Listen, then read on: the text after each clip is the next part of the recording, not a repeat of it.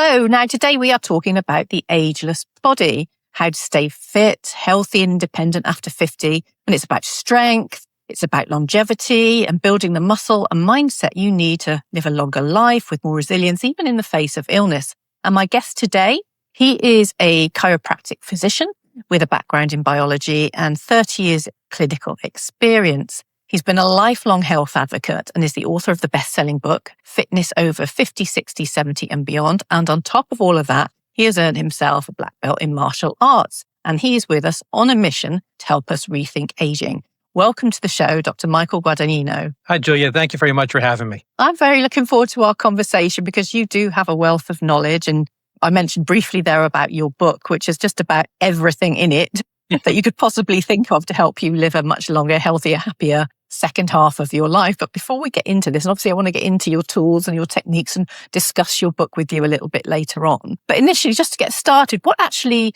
got you into this sort of looking at sort of longevity, particularly for us older generation? What was the trigger for you that thought this is what I need to be writing about and focusing on? Great question. What actually got me really into this longevity, it was the pandemic. Now, during the pandemic, we saw so many people who were in shape, took care of themselves, had a good weight, good blood pressure, did exceptionally well during the pandemic. The ones that had a lot of trouble and unfortunately passed from during the pandemic were people who just were not in shape, overweight. These are some of the main indicators of what affected someone's results from the pandemic.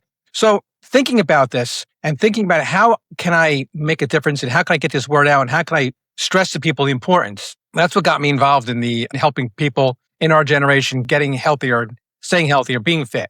And the thing I found out was that a lot of folks wanted to be healthy, but didn't know how. So I wrote a book. It's more like a beginner book. It tells people from step one how to get themselves healthy with diet, nutrition. I'll do a blog once a week where I discuss longevity and health. And it's just a really big part of my life because I'd like to see everybody do well, everybody be healthy. And especially those folks over 50 in our generation. Yeah. And I think the pandemic was one of those unique periods. I guess it was a terrible thing for the world to go through, but on a positive note, it did make people wake up to their health because people were panicking that they were going to have this, I guess, death sentence, wasn't it, from if they got the pandemic. And obviously many people became very, very seriously ill and unfortunately lost their lives.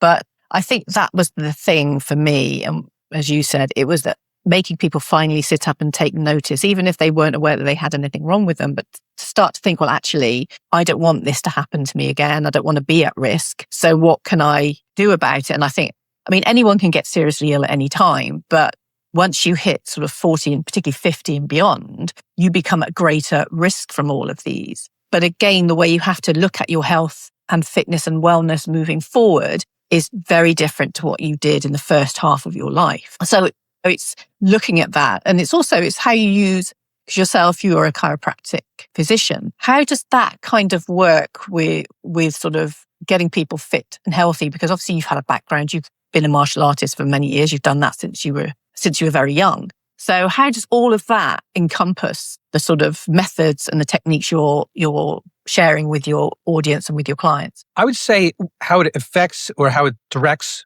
me is that a lot of what I do is natural health. And natural doesn't mean it has to be something that's esoteric and out there. There's so much research on just natural health, taking care of yourself, the way we eat. We're especially learning right now, the chemicals in our foods, the plastics, all these different things that affect us and are constantly bombarding us. And as our body's now accumulated this stuff. And naturally, your body, as you age, you begin to, your hormones change, your bones change, your structure change, your level of activity and energy changes. So how could we offset that and fight that and to continue to be healthy in a natural way? Very common for people is that they'll start taking some medication for something in their 40 and something else in their 50 and something else in their 60. By the time you get up there at 65, 70 years old, some people are taking a whole medicine chest of medications. And every medication does have a side effect and does have a different effect to your body. So wouldn't it be better to take care of these things or keep yourself healthy naturally? I mean, we found people with type 2 diabetes, that they lose the weight, they can get out of type 2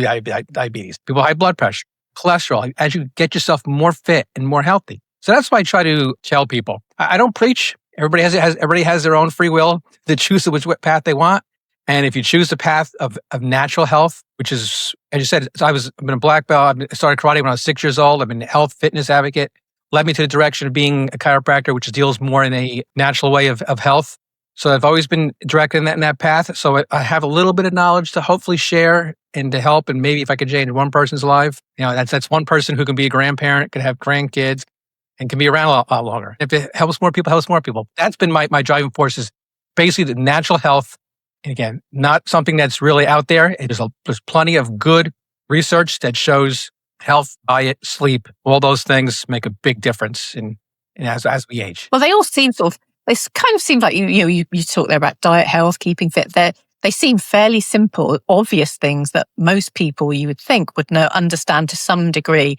I need to move more. I need to eat more vegetables, more lean, sort of fresh proteins. Like you say, what is it that A, is stopping people, do you think? And then what also is, do you think, driving this sudden interest in midlife health and wellness that's happened? I guess, like we said, the pandemic may have been one catalyst, but this has been going on for a number of years now. Some of it is obvious. Some of it is just not obvious. We're being bombarded regularly, television, internet, social media, on all different messages. If someone just doesn't have that background, they're all over the place. They try different things. So I think that's what makes it a little more difficult. Another message is my book or my blogs or my website, but it's there for people to hopefully they can find it. And what makes a difference? Why I just think our generation is a different animal. I just think we're cut differently, and we're not of that generation. It's basically going to follow the path. We want to know we're very self-sufficient. So let's look things up ourselves. Let's look at all the research and all the data and see what's the best way. Some folks may like to do aerobic exercise. Some might like to do weightlifting. Some like to do a yoga. Some like to do something in the middle. There's so many different things out there for people. So for them to look at and to see what is the best type of movement. There's no one cookie cutter movement. So I think people can get confused, and they think someone who's this type of a person is there, a trainer for this type of technique might lead them that way, and then also they get them pulled this direction. So I think it's just the mixed messages that are being sent out there and that are creating the confusion. Do you think it's easy, sort of, being at this kind of age? It's like you get a bit drawn in too much, looking where you're trying to regain how you looked in your youth, rather than focusing more on, how do I want to live my life moving forward? Are we still getting too focused on the aesthetics more than actually what's going on internally with everything? I definitely think that's the thing. I mean, it's tough getting older because we don't look it's not nice. we don't look like we did when we were 21. We still look good, but we don't look like we did when we were 21. So yes, chasing that dragon is just not really. It's best to refocus it and just being healthy. And wanting to be there again as a parent, as a grandparent, if that's your way, or just being someone who just enjoys older life, not have to be sedentary, not have to live on medications or something worse. That should be the driving force. Yeah. So if we talk about like the ageless body, I mean, when you think about the ageless body, what would you sort of say if someone was thinking about that? What would you be focusing on? Is it really kind of looking at your internal environment, like I just said? Or is there something more to it? Is there something a bit more holistic about? When I talk about holistic, I'm talking about sort of internal, external, everything. Yeah, well, aging is one thing. Degenerating is another thing. We want to fight that degeneration process. So it is looking at everything. It's internal and external. It's looking at everything. I mentioned before, chemicals in the air, chemicals in the water, trying to avoid them. What you put in your food, put in your mouth, and what's in the food. The types of foods that you had mentioned for lean cuts. And even just making sure it's a good type of meat, it's something that's healthy. There's so many different things out there right now. So it's all encompassing. Yes, it is holistic. It's every aspect. It's getting your sleep. It's just doing all the things internal and external to help yourself. I use the example that you ever see a salmon? The salmon swims upstream. That stream is that aging. So we have to constantly swim upstream. It's a constant fight. It's a constant battle, but it can be enjoyable. Find the good and fun in exercise and eating right and spreading that word, being healthy. Yeah. It is like an uphill struggle sometimes. You're constantly battling. But how does one, would you say, instead of having that fight, but make it much easier? So, because like you say, the salmon, they go that way and it is hard, but they always get on their direction. They always manage to get over that. You see them jumping out of the water and going upstream, like you said, but they still manage it. They still get there. And once they get over that initial, push, they go back upstream relatively easily. So how do we get as 40, 50 plus year olds, how do we get from that being really that struggling point to making it a little bit easier so we start performing better? That's great. What I suggest, and I write about this a lot, is to get yourself a notebook. We're the generation, I know the kids will put it on the cell phone, but 50 and over, we use a notebook and create your goals and then reverse engineer your goals. I want to lose 50 pounds as an example. And how are you going to do that? I'm going to walk, I'm going to do this, I'm going to do that, I'm going to do that. And break it down to the most smallest basic thing where it's like, today, I'm just going to walk around the block.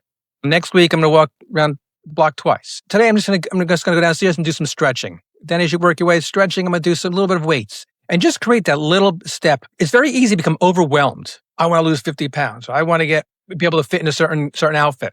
It's very overwhelming. So you create the small steps, the small goals, and celebrate each of those goals.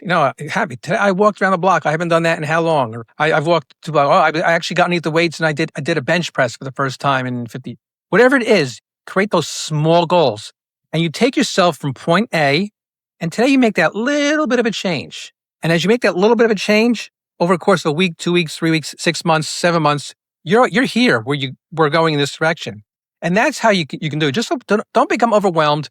And it's not a sprint. It's a marathon. Getting healthy, take your time, figure out how to do it right, and just do it, just slowly. And there are times you go off, say someone goes off, they have a holiday or a birthday, and they go off and they eat wrong, they didn't exercise for a couple of days. That's okay. Just get back to your book, see where you left off, and pick up from there. And that's the way. It's easy to become overwhelmed. What you want to do is break it down into the small steps and celebrate those small steps. Yeah. Do you think that's something, I think maybe when you're older, you have so many more responsibilities, it's easier to sort of just get overwhelmed with it all. And it's just another thing you have to do. I mean, I'm guilty of that. I mean, mind you, I've been a regular in the gym since I was in my 20s, so it's probably not as hard for me to get back on the wagon, as it were. But I think sometimes you just have so much and you just get so bogged down and tired. And as you're getting older, you naturally, things physically, energetically can be a little bit more of a struggle if you're not someone who's already fit and healthy. I mean, there's always exceptions to the rules. There's plenty of examples of people, older generation, people who have tons of energy. I've seen some of them myself, but we can get into that maybe a little bit later. But if you are, is that something that maybe is hindering people? Is they get into their head too much and they think, this is something I really need to do, but I'm just so tired. I haven't got any more energy. Yes, I'm not disqualifying that. Some people have difficult lives. I absolutely agree with that. But finding that path, finding the way to do something, there's been some studies that have shown that if you create a habit over 21 days, that habit becomes part of your life. So it's just coming up and forcing that, as with yourself, exercise is just part of our lifestyle. We just make time because it's become part of our DNA. And that's what you want to do is someone who's starting this out. I'm overwhelmed. And what you're going to find if you exercise and eat right and stop eating sugars, you're going to have more energy to do more exercise. It's a positive to get you 22. Whereas you do more and you'll sleep better. So it's going to make that big positive difference once you begin to add that into your life. And do you think there's a big difference in obviously there is a difference between those who are like yourself and myself who are older and we already have that in part of our lifestyle. But maybe we want to be able to perform even better. There's things we can do to tweak it and up the game, as it were. But do you think it's just, if you're already sort of in that health and fitness mindset and habit, is it just about, behaviors and habits, or is there something more to it? Because we didn't always start out that way. I certainly wasn't into health and fitness when it was sort of an external thing that motivated me to get myself fit. But it wasn't naturally within me initially. And then I created the habit and then I began to enjoy it and see the benefits for myself. Yeah, it's whatever it takes. As you know, as someone like ourselves, if we miss a couple of days, we feel guilty. We don't feel good. I mean, so we're just in the opposite side. It's like, I got to get there. Like panic. Oh my God. It is like, oh my God, I'm going to be away this week and I won't be able to get to the gym. What am I going to do? But in the big picture, once you get back, it's fine. But we do, as someone like ourselves too, we are constantly pushing ourselves in the gym. We may be healthy, fit, but we're still pushing ourselves to try to do more weight, try to do more laps, try to do more reps. So it just becomes just part of your lifestyle. And it is easier for us because like I say, it's just really, like I say again, part of our DNA, part of something that we coded into our bodies, into our systems. But someone doesn't have to be a real health nut. is just basically take that walk after dinner. It would make a big difference. So, on the weekends, just some free time, go to the park, just run around a little bit. Just it will become part of something that, because you feel so much better afterwards. That, Yeah. and again, I go back to that notebook. Go back to that notebook and just keep yourself accountable. Check off your goals, and it'll come. It'll happen. Yeah. So you must have some great stories, though, of people that you've worked with who've had these fantastic transformations and gone from being like a couch potato almost to being super sort of enthusiastic about their health and fitness. Yes, there have been some patients that you want to direct them in that one small step. Or people who I've seen lose a lot of weight, and then they come in and say, "Well, I have all this extra skin. What am I supposed to do?" But that's a good problem, because what's inside there is now healthy and fit. I've seen people really I have an 89-year-old lady who I constantly kept her motivated to keep doing yoga and exercise. And unfortunately, she got some cancer. They did a full surgery on her. Within like 3 weeks, she's back in my office. I'm like, I can't believe she went through all this, because she now had that positive state of mind. She exercised ahead of her body. Even though she's up there in age, she was still fit enough to go through the surgery, come out, and 3 weeks later, she's in my office again. So yeah, there's been a lot of success stories like that. And it's just great. I mean, that's why we do what we do. Yeah.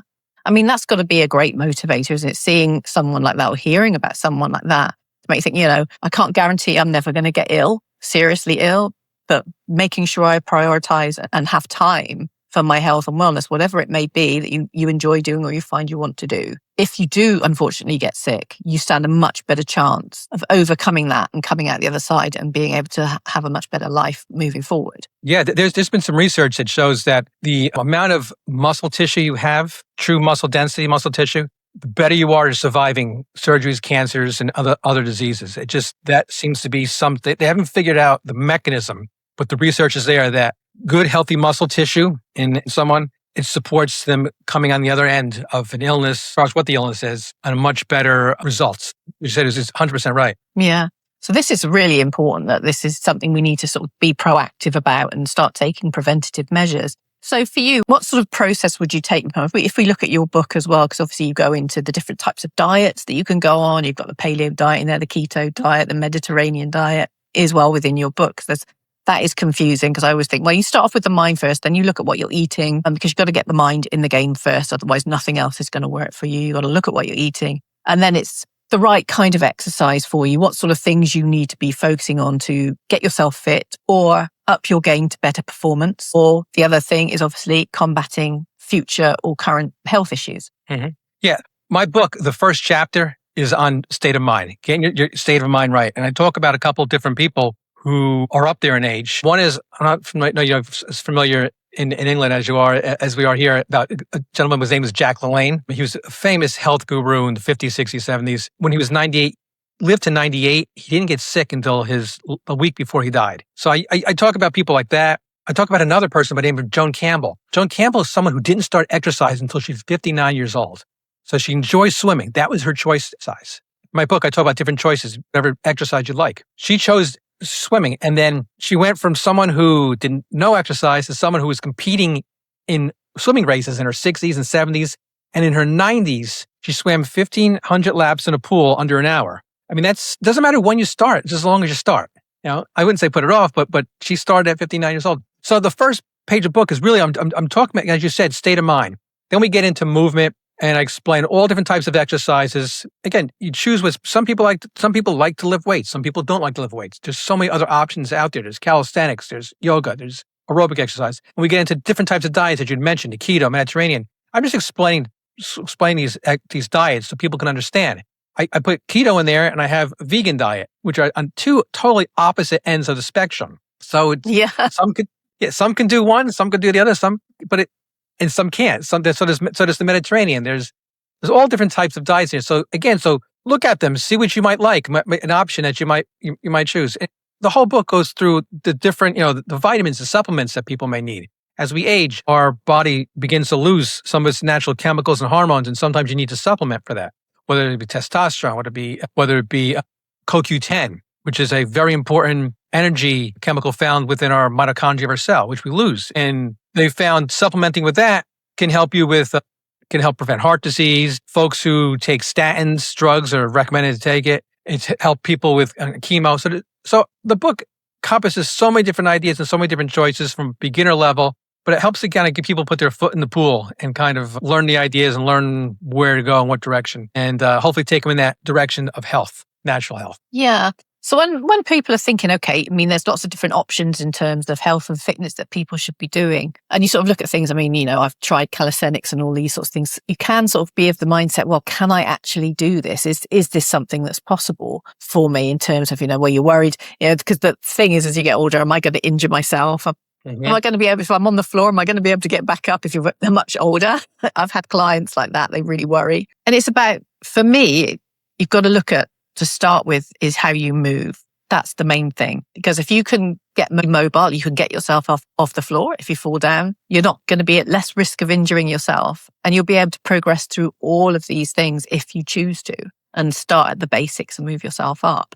But in terms of physical performance, if someone is thinking, right, I need to think about what is it I want to choose for a fitness perspective and exercise perspective, yes, what you enjoy, what you think you're going to like, whether it's dance, whether it's strength training, whether it's calisthenics, whether it's something else, yoga. But what kind of things do people need to consider when they're starting on the exercise path? Yeah, it's again, it goes what you can do. I mean, if someone has been completely not sedentary and they haven't done any movement, just start little. Again, it really comes down to assessing what you can and cannot do. If someone's very active, very, very mobile, but they want to start doing an exercise, they obviously can do a little further. So it's an assessment. It's really the assessment of movement, I just said. And the title of my chapter is Movement is Life, because movement is life. The more you move, the more you get your lungs to breathe, open up, your blood pumps, your heart moves. Everything. Movement is just life. And so you get your joints to move, helps to prevent some arthritis. So it's really the assessment of where you're at. Even if someone is wheelchair bound or walker bound, doing something within that. If it's a chair type of exercise, they do some water exercises. But it's really assessing where you're at. And again, where your goals, where you would like to be, and what are the steps to get you there. So I think that answers your question. It's just really it's assessing where you're at. Is that something that somebody can actually assess for themselves, or do they need really to get professional help if they're starting out? I mean, obviously that's not possible for everybody, whether it's a financial reason or some other. But is it worthwhile for them? I mean, I would say it is, to get someone to actually properly assess you physically and make sure you're capable of doing whatever it is that you wish to do. Even if you're already pretty fit and healthy, if you're going to up your game, you kind of need to make sure your body is conditioned already to be able to undertake that extra stress that you're placing on your body. I completely agree. I mean, a professional opinion is always better than a non-professional opinion. Or someone who really understands movement and exercise, I definitely would agree with that. It's always better to get a professional than not. And as a former martial artist yourself, how important was that, do you think, in being able to create this your own longevity, your own health and wellness? Did that play a big part for you? I think it set the basis of my whole life. I started at age of 6, and I didn't realize it was exercise at the time. I didn't realize, because I was in really good shape when I was a kid and when I was a teenager. Thinking back now, it's because I was training all the time. I was training 3-4 times a week in doing karate. It set me up for discipline and just overall health, and wanting to breathe fresh air and trying to calm the mind. It really set me up in so many levels. The discipline was a big thing too, because it takes discipline to go someplace 3 times a week. Sometimes you don't want to do it. Even going to the gym, sometimes you just don't want to work out. I just don't want to. Yeah. But you do it. And when you're done, you feel twice as better because you completed your workout and your endorphins are nice and high, but you did something you didn't want to do and you completed it, and you completed it well. So it set me up for discipline. So that discipline really helped me when I was in pre-med, because you don't want to study all the time. It's Saturday. I want to go outside. I don't want to study, but you have that discipline, pre-med and chiropractic college and everything else. So I think the chiropractic karate really set me up on a foundation that I recommend for kids all the time. Even if it's something they don't do a long time, but just kind of get you started and create those roots that you can build off of. Because karate is quite an intense kind of form of exercise. You get a lot of contact from karate. You do. I did actually want to go and watch the Kyokushin karate competition once. It's quite brutal. Yeah, well, it's one of the things I have in my notebook. Right, I give myself notes and I keep myself motivated. And I say, as a kid, I was able to take punches in the face and keep this in and come back the next day. It just happens. But it's part of discipline. I didn't get knocked out or anything like that, but there's contact, and it prepares you for life, because life isn't easy. I mean, life is, in some ways, it's a contact sport out there. I mean, you're constantly battling, and it helps with that too. Not in a physical way, because I have not gotten physical since I was a kid, but it prepares you to stand up for yourself. If you don't stand up for yourself, nobody else will. So it helps you in all those aspects. Yeah, so you're right. The contact, it is kind of brutal at times, but that's life. So I set you up for it. I sometimes think, would a bit of that harm someone necessarily, unless of course they've got very delicate bones? Do you think that something like contact sport in some level, not necessarily in a massive level, but at least to start off, can help? Because obviously having good strong bones, good strong muscles is one of the most important things while you're aging. Can taking on things like some kind of sport, like a type of martial art, be actually quite beneficial? I've always wondered which sports are actually the best.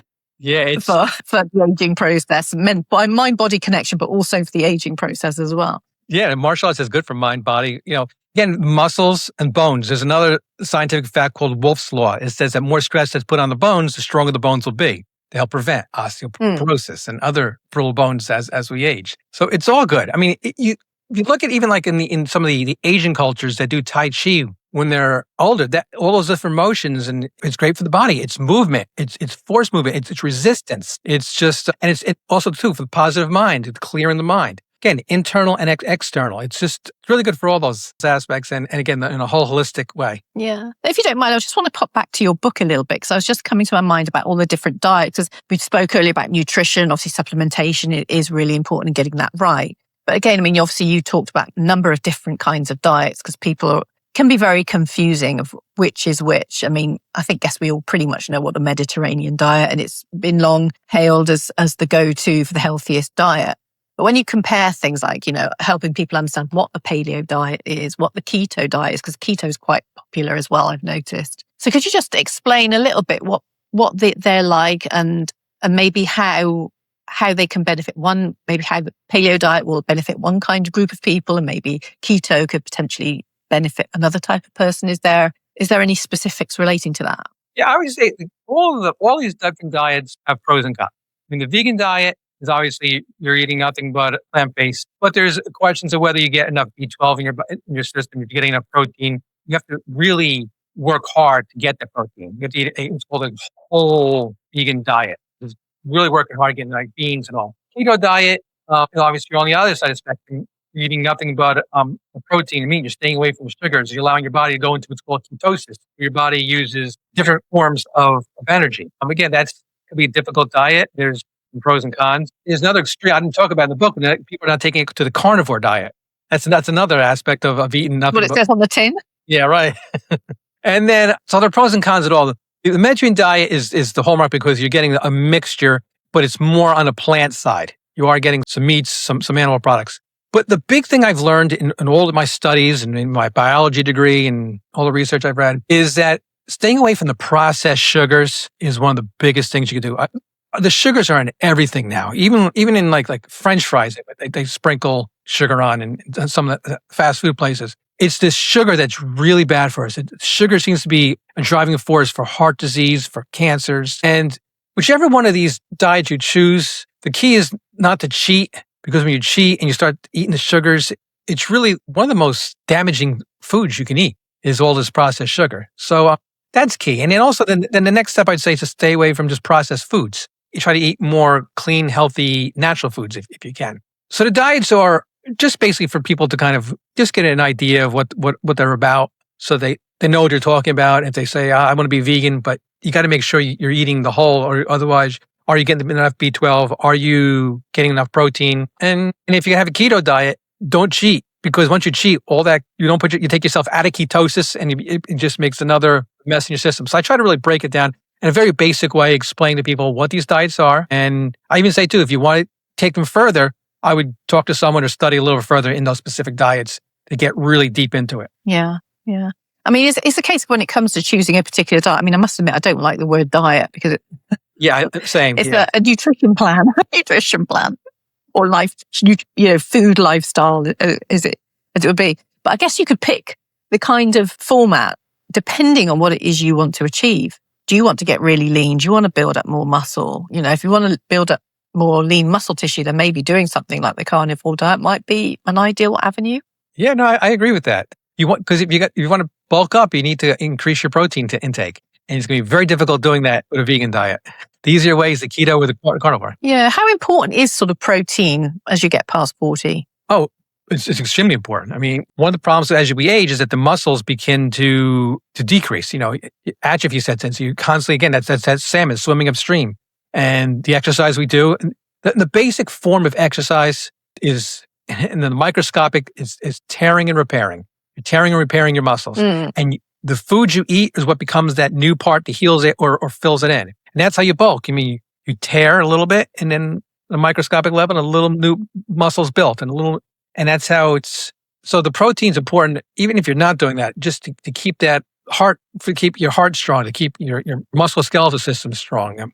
Protein's absolutely, it's very important. So again, if you're going to be vegan, you have to really make sure you know what you're doing. Yeah, I mean, if you are sort of rethinking how you're living your life and what it is you want to achieve, that's why taking all these little measures, looking at the mind, looking at what you're eating in particular, give you that sort of foundation is really key, because it's making sure you're getting the right nutrients, because as you're getting older, you're being stripped of your bone density, your muscle mass. You're gradually being stripped of all these important minerals that you're needing. And if you're combining the right diet with the right kind of exercise for yourself and then adjusting your lifestyle around that, that's going to be really key. And it's whether you think, you don't want to start getting into the mindset of, I can't do this because I'm old, because that's just an excuse. You can do it, but you just got to do it in a gradual, productive, progressive way. No, I completely agree with that. You said it well. And again, in that notebook I talked about, you could track your eating. You could track, there's so much you could do with that, and keeping yourself not only accountable, but tracking what you're doing, using it as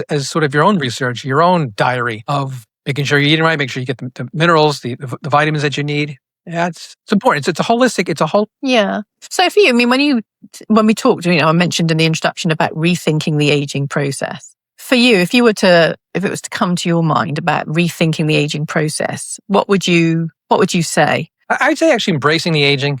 It happens. You're not going it's just not going to. You're not going to get away from it. Not going to get away from it, no.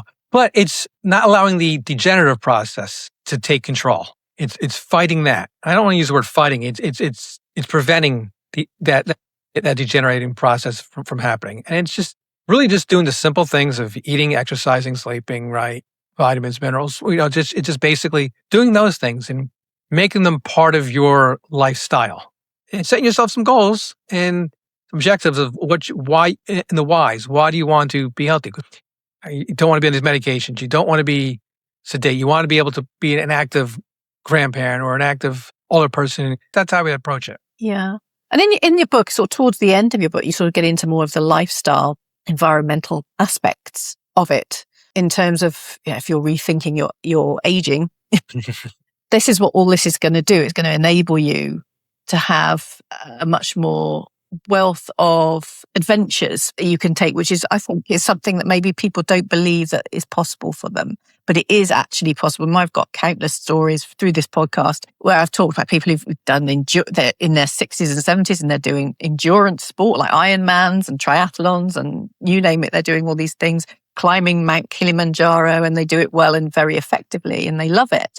And it becomes part of this life, and it gives them, it opens up the world to them in many ways. And I think we need to get out of this mindset of, I can't do this because I'm of this age and therefore it's not meant for me. Right. We only come through this world once, and you might as well use it and enjoy it from start to finish. And that doesn't mean to start shutting down the computer, powering down the copy machine because you're 60. It means to keep it going. Somebody who's in their 60s and 70s start retiring. I mean, they worked so hard before it. Now it's time to, enjoy this side of it.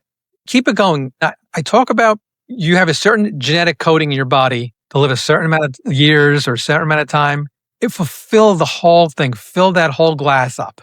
Don't cut yourself short. I think the other thing as well that, I touched on many times is the importance of social stuff. So family, if you still have lots of family members, good friendship circles, even when you're working, it's making sure you have those right people around you. You can enjoy being around and having, interesting conversations. And even if it's not very often, I think that we underplay how important that is, but there's research out there that proves the importance of social life and having that in later life, really helps in terms of how you age, how well you age, and things like mental health, for instance, that can prevent that because, we've seen it time and again, how many people really struggle in older age with isolation. That's another aspect of rethinking your aging process. Get out there and be more social if you can. Yeah, that's very important too. I talk about that in my book, and I actually quote some sources that, if someone doesn't have a small group they want to, there are ways you can find friends. There are ways you can. Almost every town has a senior center where they can just go and just. I explain when you have to be overwhelmed. If someone is even an introvert, you don't have to take on the whole room. Find one person and just say hi. Yeah. You can join private, memberships to things if you can, or, if you have a particular interest. It might be history, a historical society, or there might be a local centre that if you're into environmental stuff and, animals and plants and all this kind of stuff that you can join and help out and volunteer. There's all these sorts of things you can be doing. Yeah, it's just find that little niche. Even it could be a football club. So you go and you find a place where they meet and watch a game, and you just, again, don't be overwhelmed. Just meet one person and just talk to one person and start from there. Yeah. Well, I want to actually talk to you about a little bit, just briefly, before we wind things down. I want to talk about those of us who are already doing pretty well in our health and fitness. We've got pretty good life. We're pretty high performing. If you want to take it to the next level now, what kind of things can you be incorporating into what you're already doing in terms of your lifestyle, your health and your fitness, that you can think, right, I'm ready to up my game. I want to go to that next level. That's a good one. That's not from the stone. That's taken it from our spot. It's constantly challenging yourself.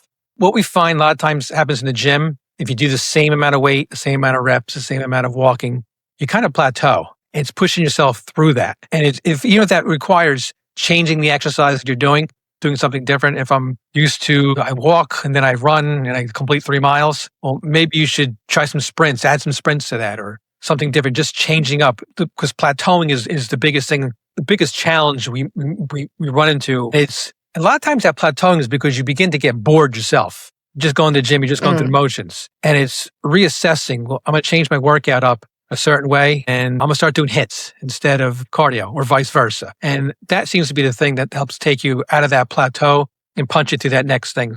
You could always up your game. You could always continue to push. I mean, when my son comes home, I'm in the gym with him and he's challenging me. He doesn't realize he's doing it, but I'm trying to keep up with the amount of weight that he's doing because I'm no longer 30 years old. But it's a lot of that. Just getting out of that plateau, don't become bored and change things up and just find some new joy in it and a new approach. I mean, I must admit, one thing I like to do, and I've really used quite a lot for myself, but it's things like taking on, and I use it with clients as well, is sports-specific methods, but tailored for us abnormal people.